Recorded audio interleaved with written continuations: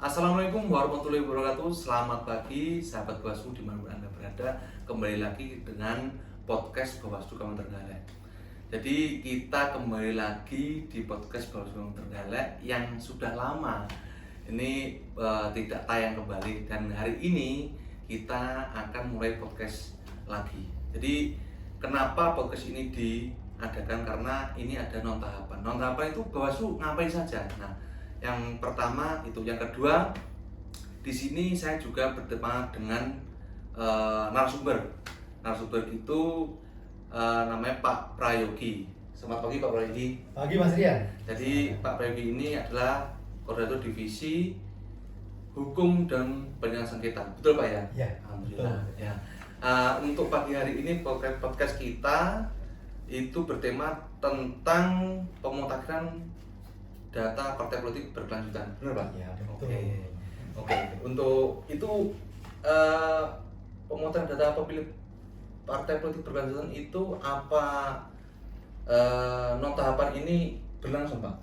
Iya Mas Rian, mungkin perlu kita pahami bersama bahwasanya terkait data partai politik untuk tahun 2025 ini memasuki semester kedua. Ini sedang berjalan. Pada saat ini kita melaksanakan pengawasan pemutahiran data partai politik ini. Yang melakukan adalah KPU Trenggalek. Kita bertugas untuk mengawasi Mas, ya gitu. Peran utama Bawaslu dalam mengawasi pemutahiran data pemilih itu gimana? Kita sebagai Bawaslu itu adalah tugas kita itu adalah memastikan bahwasanya yang pertama KPU Trenggalek melaksanakan ataupun mengadakan verifikasi data partai politik yang mereka lakukan di masing-masing kantor partai politik.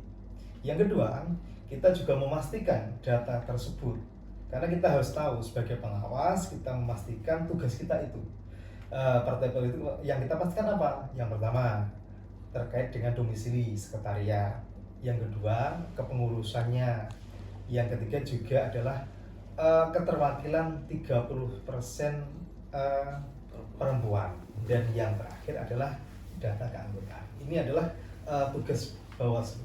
Jadi pada intinya adalah kita memastikan bahwasanya ini pada semester kedua ini KPU Trenggalek juga mengadakan verifikasi. Itu yang berarti per semester berarti Pak? Iya, per semester, ini yang kedua. Oke.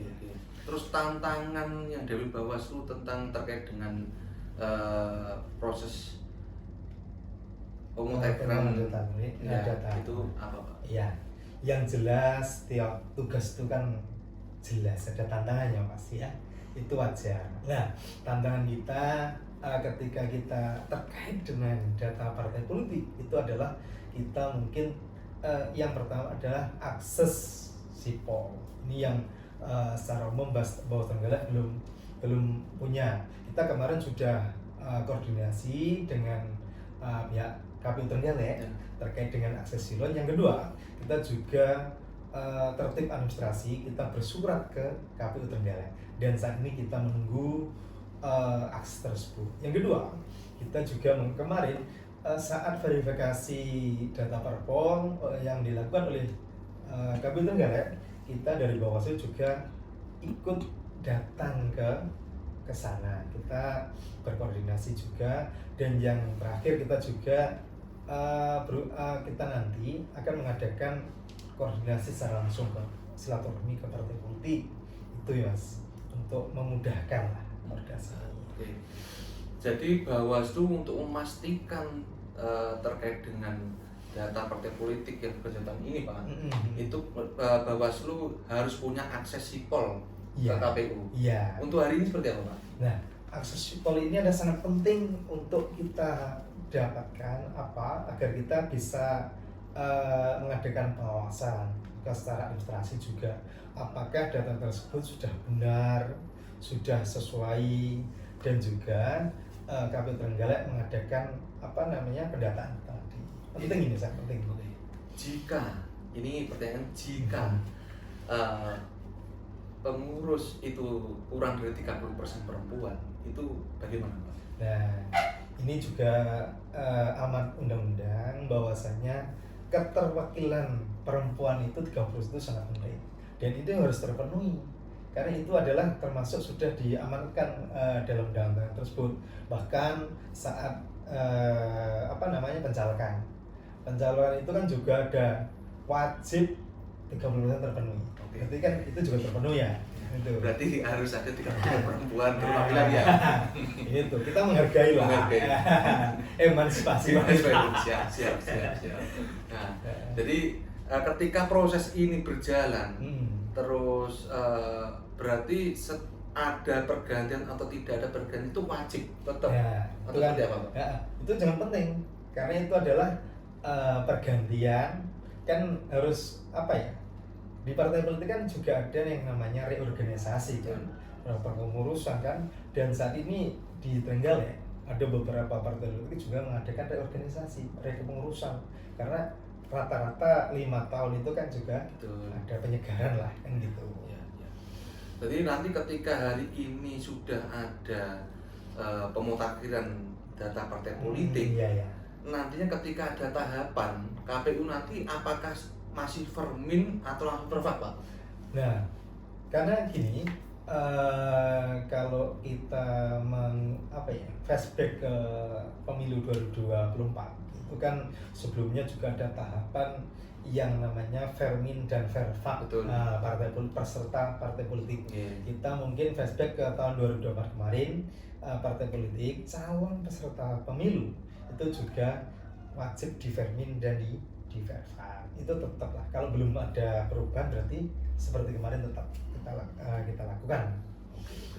Terus ketika ini berjalan, apa ada sanksinya atau seperti apa, Pak? Gambarannya. Kalau sampai sekarang itu kita membuka aturan itu belum menemukan ya.